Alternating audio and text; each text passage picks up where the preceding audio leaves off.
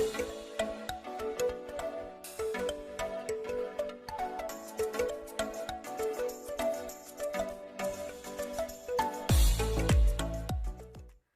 pagi, Bu. Perkenalkan, saya perawat Winda yang ditugaskan oleh Puskesmas untuk mengontrol kesehatan keluarga di rumah. Ya, Bagaimana kabarnya hari ini? baik. Saya lihat sebelumnya anak Ibu tampak lemas dan terlihat sesak napas. Tujuan saya ke sini adalah untuk memberikan penyuluhan terkait dengan masalah asma. Ya, Hari ini saya akan memberikan penyuluhan tentang asma dan cara untuk mengurangi resiko sesak napas. Waktunya sekitar 20-30 menit saja ya. Apakah Ibu bersedia? bersedia. Tempatnya mungkin di ruang tamu keluarga saja ya, sesuai kesepakatan sebelumnya. Ya, Sebelumnya, saya akan menjelaskan cara mengurangi resiko sesak nafas atau yang disebut asma. Lebih dahulu, saya jelaskan mengenai apa itu penyakit asma. Penyakit asma adalah jenis penyakit jangka panjang atau kronis pada saluran pernapasan yang ditandai dengan peradangan dan penyempitan saluran napas yang menimbulkan sesak atau sulit bernapas ya. Selain sulit bernapas, penderita asma juga bisa mengalami gejala lain seperti nyeri dada, batuk-batuk, dan mengi. Nah, Ibu, asma bisa diderita oleh semua golongan usia, baik muda ataupun tua. Bagi seseorang yang memiliki penyakit asma, saluran pernapasan lebih sensitif dibandingkan orang lain yang tidak hidup dengan kondisi ini. Ketika paru-paru terinteraksi pemicu di atas, maka otot-otot saluran pernapasan penderita asma akan menjadi kaku dan membuat saluran tersebut menyempit. Selain itu, akan terjadi peningkatan produksi dahak yang menjadikan napas terasa berat. Adapun pembagian derajat penyakit asma diklasifikasikan menjadi 3 bagian. Di antaranya ada asma episodik jarang atau sering juga disebut asma ringan. Golongan ini merupakan 70-75% dari populasi asma anak. Biasanya terdapat pada anak-anak umur 3-6 tahun. Serangan umumnya dicetuskan oleh infeksi virus saluran napas atas. Banyaknya serangan ini 3-4 kali dalam 1 tahun. Baik Ibu, yang selanjutnya atau yang nomor kedua ada asma episodik sering atau yang disebut asma sering. Golongan ini merupakan 28% dari populasi asma anak.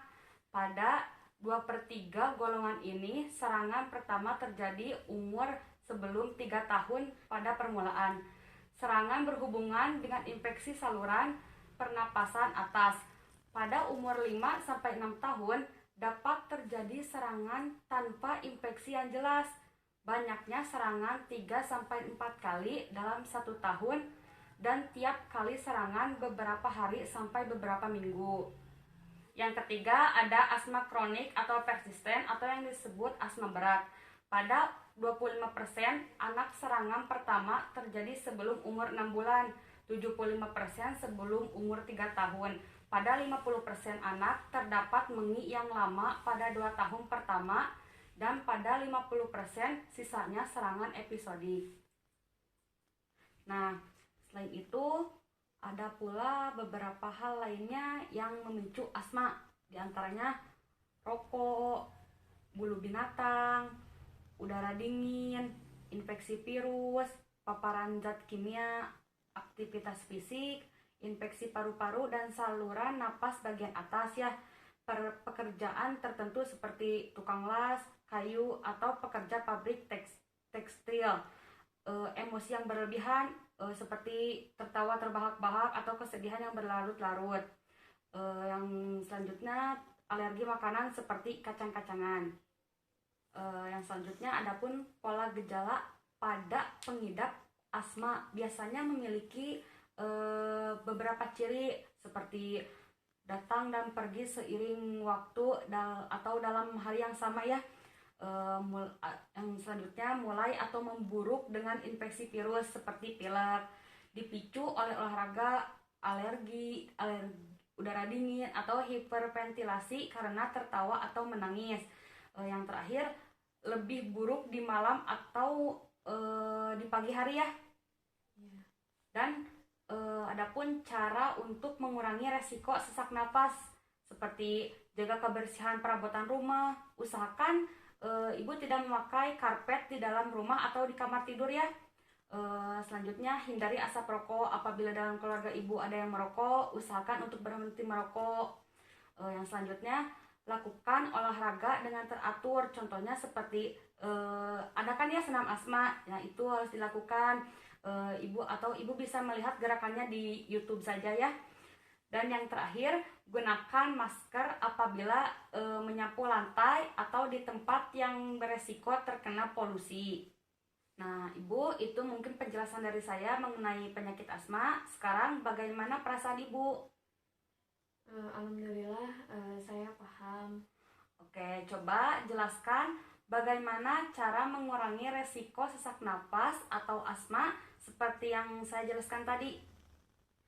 Cara mengurangi risiko sesak napas itu yang pertama tadi jaga kebersihan perabotan rumah kan ya. Terus usahakan di rumah itu tidak memakai karpet atau di kamar tidur juga tidak boleh memakai karpet. Terus yang kedua itu hindari asap rokok.